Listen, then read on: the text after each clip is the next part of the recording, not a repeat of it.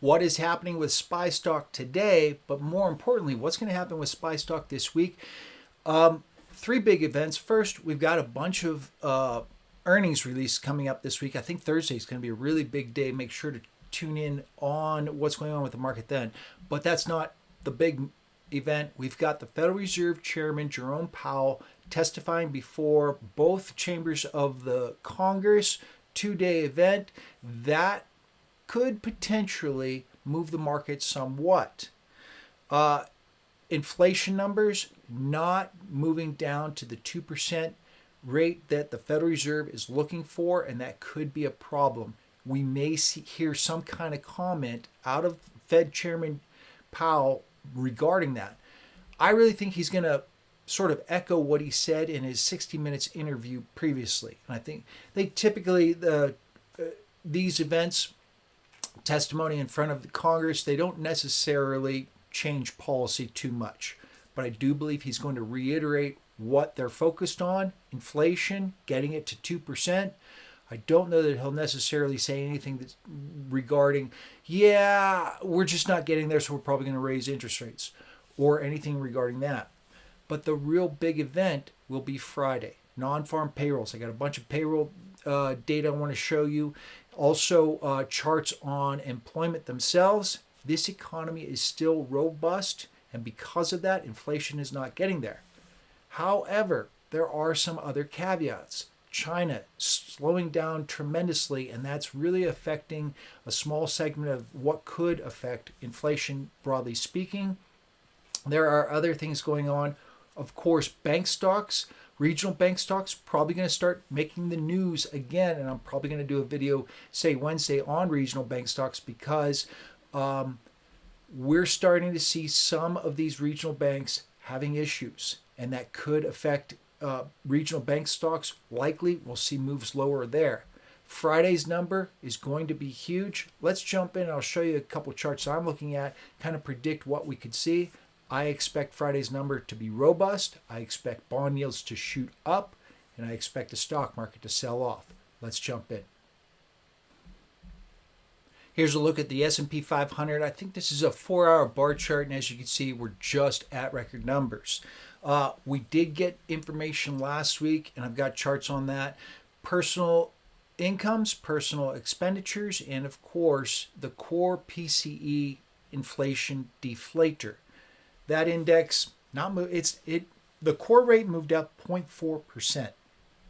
In order for the Federal Reserve to hit 2% in the next year, they need to see 4 consecutive quarters at 0.3%, a possibility, then 4 consecutive quarters at 0.2% month over month gain, then 4 consecutive quarters at 0.1% month over month. That would get the year-over-year rate of growth at 1.97% on a cumulative basis as compounding from a month-over-month basis adds in. At 0.4%, not quite the pace that they're looking for, but still, that's within wheelhouse. The Federal Reserve may have to start talking this up. I don't know that they're going to get their rate, the 2% rate, this year, which would give them the ability to lower interest rates. I see no reason whatsoever for them to lower interest rates. Everybody is clamoring for them to lower interest rates. For what? Because employment is slowing? Because growth is slowing? This current rate for interest rates is neither accommodative nor restrictive. We're seeing employment gains. So to see the Federal Reserve lower interest rates in this kind of environment, there's just no reason to do so. In the meantime, you've got your Magnificent Seven, which are tearing it up. Nvidia stock, of course, hitting all-time highs. Amazon stock, I just did a video on Amazon stock. I've been looking at the Magnificent Seven across the board, of course. Those stocks, a lot of those stocks are doing quite well. Apple, not so much, kind of sliding a little bit there. Concerns about domestic demand in China. Regardless, if the Federal Reserve has to talk interest rates higher, those Magnificent Seven aren't going to look so magnificent. I think they're going to sell off along with the broader stock market. Here's a look at last week's personal income. I put the number in here, the median. The median is kind of like the middle there, just sort of like your freeway, the median there on the freeway. We're just coming up on the middle numbers for personal incomes. So it's still a little bit low, growing, but what we're seeing is here's the same number. This is personal expenditures. We're at the median, moving higher. Consumers are consuming. We are seeing employment numbers still strong.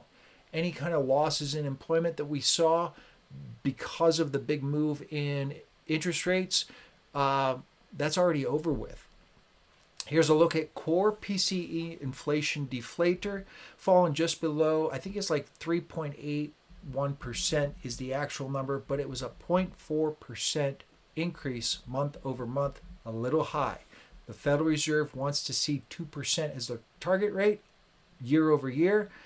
We're sub 3%. We need to see those numbers coming down on a month over month basis. But if you have employment numbers continue to move higher, that's not going to happen. Here's a breakdown of what I do. SPY stock, of course, is the ETF, the biggest ETF in the world, crossing 500 billion assets under management just a couple weeks ago. QQQ stock. What I do, however, with this particular, my spreadsheet on SPY stock, I just take one share of each of the 503 stocks, ask the question, what's the next 4 quarters? Add those up, divide over the current price for each individual stock, 4.70% for SPY stock. SPY stock still has a lot of juice in the tank. The 10-year treasury is trading at about 4.2%, 4.15, 4.2, somewhere in that range. So SPY stock itself, each individual stock, there's plenty of yield there. That doesn't mean that those stocks are necessarily going to go higher, because some of those stocks are beaten down because investors have lost interest. Regardless, those companies are still earning. But then you have your Magnificent Seven stocks, that, of course, which are, some of them are a bit rich. You can see the Spider Select ETFs for each of the 11 sectors. Again, one share per stock. Add them together with the future 4 quarters for each individual stock, and that gives you the yield over to the side. Here's your Magnificent Seven. Apple stock, 3.675. U.S. 10-year Treasury, your benchmark rate at 4.15%. Apple stock, not too far off. Amazon, way off. Google, plenty there. Meta Platforms, Meta stock, right about where the 10-year Treasury is. So a little rich, but I think there's still a lot going on with Meta when it comes to their AI capabilities. We'll see how that plays out. Microsoft, of course, NVIDIA, and Tesla, those 3 on the bottom, overpriced. Tesla, looking into the future, lots there potentially in the future. For now, currently overpriced. Nothing new for Tesla stock. Initial claims. This is pretty flatline. Nothing exceptional. We're not slowing down with individuals losing their jobs. Continuing claims, moving a little bit higher. A little bit. But let's put it into perspective. Here's a look all the way back to 1990. And while we have seen continuing claims kind of moving higher on a relative basis, really low. So, yeah, you could argue, well, continuing claims, people who are losing their jobs are just not getting jobs. But on a relative basis, very few people are unemployed comparatively. Our unemployment rate, 3.7%, should come in on Friday at 3.7%. Here's non-farm payrolls. This is the one that could shock the market. I expect we'll probably see a positive number. We get a lot of revisions, and the thing is, you look at these past 2 non-farm payroll numbers, and they're elevated. They could easily be revised downward. It happens all the time. So you base a lot of analysis on this information, and I've this 3 decades I've been doing this, 3.5 decades, and seeing non-farm payrolls come in and be like, wow, this is really a hot number. But then they'll revise it. They could revise it upward. That is something you got to keep in mind. We could see a number above 250, which would be a pretty solid number. If we see anything too high, the stock market will fall. Here's a look at the U.S. 10-year Treasury. Now, the 10-year yield went down on Friday, as you can see here. Had pushed higher throughout last week because of PCE numbers. We got those on Thursday. The yield falling from 4.3 down to about 4.2 on Friday. But here's the thing, the 2-year Treasury note. We got information from the Federal Reserve stating that they were interested in acquiring more 2-year notes, that they were shy of 2-year notes. They're kind of rebalancing their books a little bit. That sent the yield lower on the 2-year, which sent all yields lower. All the Federal Reserve was looking for were 2-year notes, but all yields moved lower based on that. If price moves up, because the Federal Reserve is going to be accumulating more and more, yield moves down. I think this is a one-off. I think the 10-year Treasury yield at least hits 4.25 by the end of next week.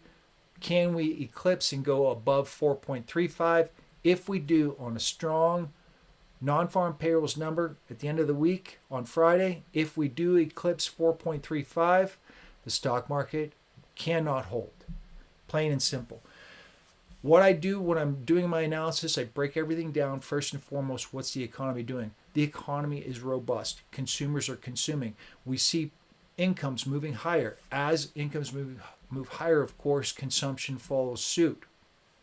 We're going to see the effects of that with employment. Employment is a lagging indicator. Because of that, we'll probably see some pretty solid numbers on Friday. I don't expect the Federal Reserve to initiate any new policies on their, I think it's Tuesday and Wednesday, on their 2-day meeting, but they may probably reiterate what they said in the 60 Minutes interview, and that could shake the market a little bit. We'll see what happens with yield going into that.